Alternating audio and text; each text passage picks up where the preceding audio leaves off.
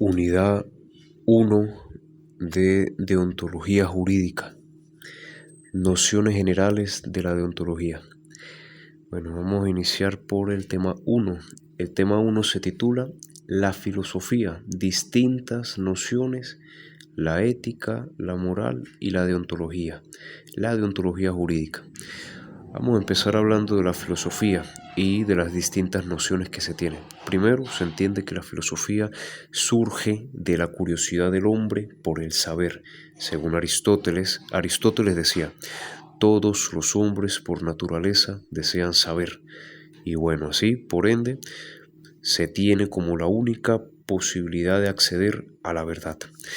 Entre los antecedentes de la filosofía vemos que ésta nace en base a la religión, el mito y la literatura. Esto generó dos transformaciones mentales. Estas dos transformaciones que generó la filosofía son el pensamiento positivo, que excluye lo sobrenatural, es decir, niega los mitos divinos, los temas sobrenaturales, y también se caracteriza el pensamiento abstracto, que despoja a la realidad del mito y la unión del ajeno.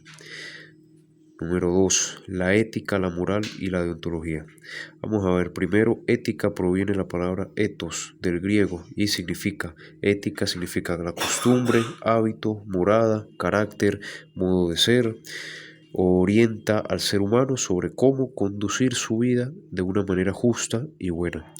Ahora, la moral proviene de mos o moris y originalmente significaba costumbre, pero luego pasó a significar también carácter o modo de ser. Moral es sinónimo de conjunto de principios, preceptos, mandatos, prohibiciones, permisos, patrones de conducta, valores e ideales de vida, que en conjunto forman una sociedad en concreto. Y finalmente la deontología viene del griego deontos, parte de la filosofía que trata el origen, la naturaleza y el fin del deber. Se trata también del conjunto de reglas y principios que rigen determinadas conductas de profesional carácter no técnico, pudiendo abarcar incluso la vida privada y pública del profesional.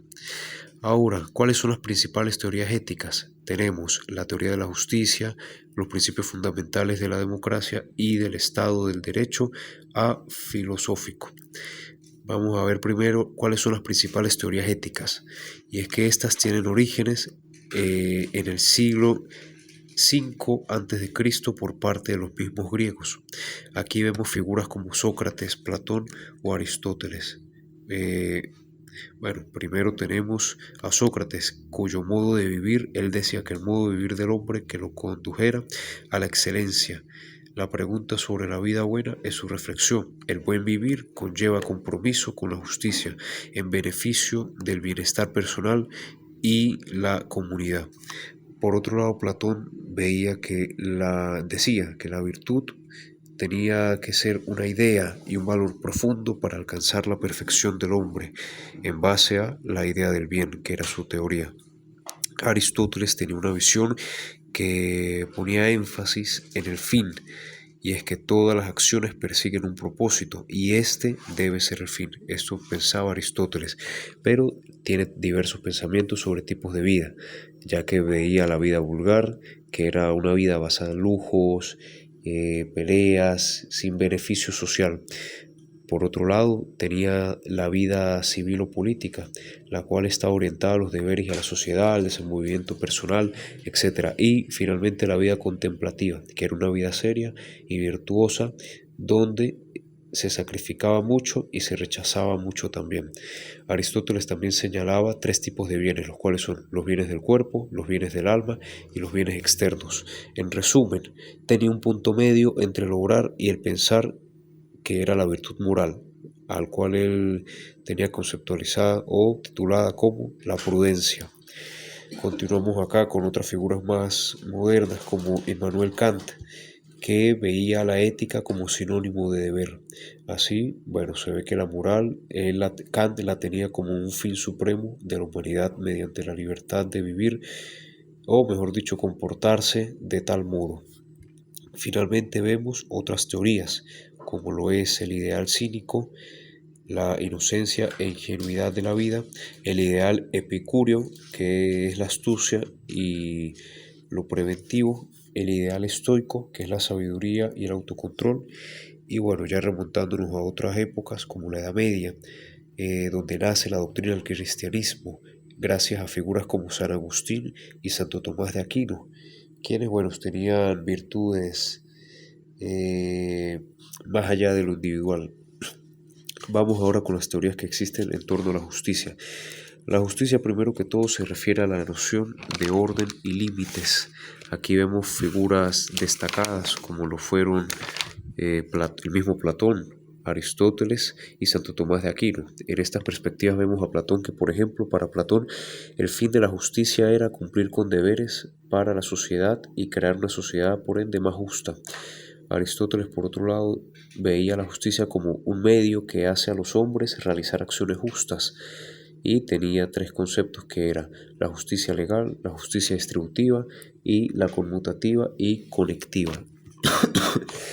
También veía la justicia como una virtud, la cual parte de la estructura político-jurídica. Finalmente, Santo Tomás de Aquino, perteneciente a la Edad Media, veía la virtud divina que buscaba el bien común, es decir, el encaminamiento del hombre hacia la palabra, hacia el cristianismo y que éste conducía al bien común.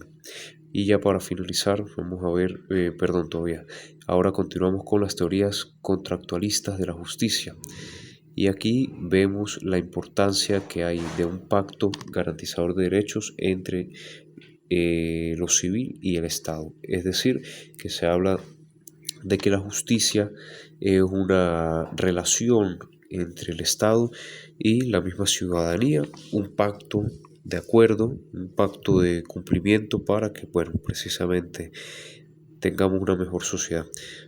Esta definición la podemos ver gracias a juristas como Hobbes, quien planteaba que había un pacto entre el hombre y el soberano, donde a cambio del poder se reclamaba igualdad y justicia. Para Hobbes esto era el origen de la justicia. Ahora nos vamos con Locke. Para Locke la libertad, este pacto buscaba la libertad para ordenar sus acciones y el derecho dentro de las reglas establecidas para la ley. Y bueno, otro jurista que tenemos acá es Rousseau.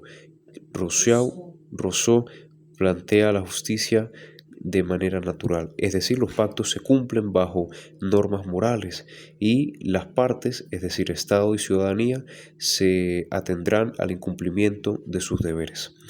Vamos ahora ya para finalizar con las teorías, vamos a ver las teorías de la justicia de la contemporaneidad. Y bueno, aquí tenemos otras figuras destacadas como John Rawls, quien veía la libertad del Estado para organizar la sociedad bajo el principio de la misma libertad, el principio de la diferencia y el principio de la igualdad de oportunidades.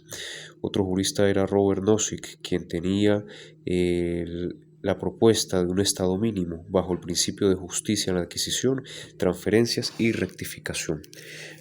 Ahora nos vamos a los principios fundamentales de la democracia y del Estado de Derecho. La democracia la acompañan ciertos elementos como la libertad, la igualdad, la tolerancia y el pluralismo, etc. Los principios de la democracia, según la teoría, son el imperio de la ley, la división de poderes y la protección de los derechos humanos. Bueno, finalizamos este tema. Pasamos ahora al siguiente tema, que es la naturaleza de la moral. Acá el acto moral nos habla de que existen varios requisitos y que posee una estructura, y es que la norma moral se relaciona con la norma jurídica, aunque no son lo mismo.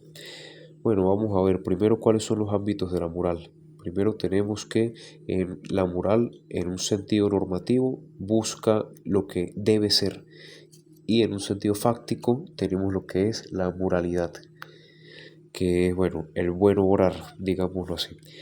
Ahora, ¿cuál es la naturaleza de la moral? Pues la naturaleza de la moral la encontramos como, la conceptualizamos, mejor dicho, en lo que es el seguimiento de los principios del bien y el deber, siendo parte natural de nuestra formación.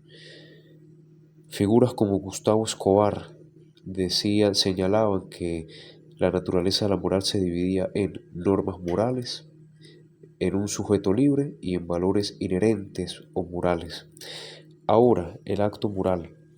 El acto moral, bueno, se caracteriza por sus requisitos y estructura. Primero, el acto moral es un poder para actuar de cierta manera, o sea, un proceso mediante el cual se realiza un buen comportamiento bajo el sentido moral, sin que necesariamente intervenga el Estado o la justicia, sino que el mismo ciudadano, por conciencia, actúa de manera correcta o de manera justa.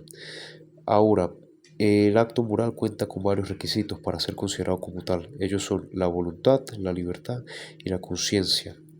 Bueno, vamos a ver cuál es la estructura del acto moral. Para esto vamos a basarnos en el mismísimo Gustavo Escobar, y es que tenemos acá sujeto moral. El sujeto moral se le tiene como un individuo libre. Tenemos también los motivos, que es lo que lleva al individuo a actuar, y tenemos, bueno, la conciencia del fin que se persigue, tenemos la decisión, tenemos la elección, tenemos los medios, tenemos los resultados y tenemos las circunstancias. Todas estas son la estructura del acto moral. Es decir, para que se le considere como tal, no basta simplemente con un buen obrar, sino que viene producto de traiciones, de circunstancias, de decisiones autónomas, etc. Y bueno, tenemos la norma moral y la norma jurídica. ¿Cómo se diferencian las mismas? Primero y principal, la norma moral es una norma autoimpuesta y es producto del camino individual hacia lo correcto, determinada por el arrepentimiento de conciencia. Por otro lado, la norma jurídica, que va de la mano pero se distingue. La norma jurídica es el conjunto de leyes que emanan e impone directamente el Estado con el fin de encaminar al hombre con sanción ante falta, es decir, demuestra la coercibilidad que tiene el Estado para, bueno, hacer cumplir la ley ante el incumplimiento de las mismas. Bueno, vamos a continuar ahora, pasamos al siguiente tema, y es el tema de los valores. Acá tenemos que los valores poseen definiciones, teorías, los mismos valores y el derecho es nuestro título. Primero vamos a conocer un concepto bastante importante en esta unidad, y es el concepto de axiología, que viene del axios, que significa valor, y también del griego logos, que significa tratado o estudio. Bueno, los valores se introducen en la filosofía moral a partir del siglo XIX, gracias a Friedrich Nietzsche, quien ponía el poder y la teoría del superhombre que se controlaba y se gobernaba a sí mismo por encima de las teorías cristianas. Así pues, vemos teorías como la teoría griega, que hablaba de el valor, se refería a lo bueno, lo correcto y la verdad. Y también otra teoría como la de Kant, la cual hacía énfasis en las distintas perspectivas que se tenían del valor. Vamos a ver ahora las teorías. Entre las teorías que hay de los valores está la teoría objetivista, que habla que los valores son supremos y de origen empírico, trascendental, los cuales serán eternos, pese a las circunstancias y pese a los panoramas. Y por otro lado tenemos la teoría subjetivista, que dice que los valores son personales y que cada quien construye los suyos, es decir, estos valores son construidos en base a deseos individuales. Además, plantea que los valores varían según cada región, religión, cultura, etc. Vemos acá ahora que los valores, ¿cuál es la relación entre los valores y el derecho? Bueno, la relación que tenemos en los mismos son la justicia, el bien común y la seguridad jurídica. La disciplina que estudia los valores en el derecho es la axiología jurídica, y su propósito, o bueno, cuyo propósito del derecho es lograr que haya una convivencia pacífica en la sociedad mediante la imposición de normas, lo que tenemos o conocemos como el derecho positivo. Y se debe tratar de valores sociales, más no de valores aislados. Es decir, esto es lo que plantea la axiología jurídica, junto obviamente al positivismo jurídico. Lo que plantea básicamente es que las normas que emanan del Estado pues tienen principios aceptados porque son principios ya practicados. Volvemos acá al tema de los valores y de la ética, de la moral, que es autoimpuesta. Y bueno, aquí una vez que llega al Estado pues busca, como ya se mencionó, busca plantar justicia, bien común y seguridad jurídica. y por ende pues no se puede tener los valores como aislados o individuales, sino que tienen que haber valores objetivos para que sean cumplidos sin cuestionamiento alguno. Bueno, pasamos ahora al siguiente tema. Vamos ahora al tema número 5 y es el fundamento de los deberes. Nuestro título es Deberes y obligaciones, clasificación, deber jurídico y deber moral, derechos y deberes absolutos y derechos y deberes prima facie, junto con los dilemas morales. Bueno, es una unidad con bastante contenido, pero bastante interesante en lo que vamos a ver. Un tema, perdón, con bastante contenido. Primero, tenemos el fundamento de los deberes. ¿Cómo se fundamentan los deberes? ¿Bajo qué argumento? Y es que el deber es la necesidad de una acción por respeto a la ley para lograr la convivencia pacífica y el orden, ya que el deber repercute en el bienestar personal como colectivo. Asimismo, pasamos ahora a lo que son los deberes y obligaciones. Importante, ya que nosotros como ciudadanía e inclusive el mismo Estado no solamente goza de derechos, sino que también poseen deberes. Primero, las obligaciones o llamados, es decir, los deberes, exigen cumplimiento estricto de los deberes, los cuales repercuten en la moral y el beneficio colectivo. Según Josebar, existen dos posturas, las cuales son el iusnaturalismo y el iuspositivismo. El iusnaturalismo plantea que los valores se autoexigen, es decir, estos valores, estos deberes se cumplen no necesariamente por la persecución del Estado, sino que se cumplen porque el mismo ciudadano tiene la conciencia para ello. Y por el otro lado, el iuspositivismo dice que se tiene el deber o la obligación, ya que así lo establece el sistema jurídico. Aquí es interesante porque podemos decir que prácticamente las dos teorías pues tienen algo de razón. Por un lado, gran parte de la ciudadanía cumple normas como por ejemplo no pasar el semáforo en rojo porque saben que eso implica una sanción, pero en la gran mayoría de los casos no va a haber un policía a mitad de rayado diciéndole a usted que se pare, sino que depende de la conciencia suya. Pero también es cierto que otras leyes, ¿verdad? Otras leyes si cuentan con una obligación jurídica como trámites, papeles, etcétera. Ahora vamos a la clasificación y es que ¿cuál es la clasificación del deber jurídico y el deber moral? Primero, el deber moral se clasifica porque es un pensamiento propio de responsabilidad y el deber jurídico porque su omisión puede derivar en sanción legal, lo que hablamos hace un momento sobre lo que es el iusnaturalismo y el iuspositivismo. Ahora vamos a ver los derechos y deberes absolutos y los deberes prima facie. Cuando la ley es innegociable e impone su seguimiento sin variables o valores no establecidas, es decir, los derechos y deberes absolutos y deberes de prima facie, prácticamente habla de que no se acepta el incumplimiento de la misma ley y que por ende es de sumo cumplimiento valga la redundancia, su aceptación, su seguimiento, digámoslo de esa manera. Ahora, ¿qué son los derechos y deberes prima facie? Los derechos y deberes prima facie los podemos ver cuando la ley no exige al 100% su acatamiento, al poseer valores que se adaptan a normas transitorias. Ahora nos vamos a los dilemas morales. Los dilemas morales surgen cuando existe más de un camino o pensamiento en la moral, cuyo resultado repercutirá en el futuro de los individuos.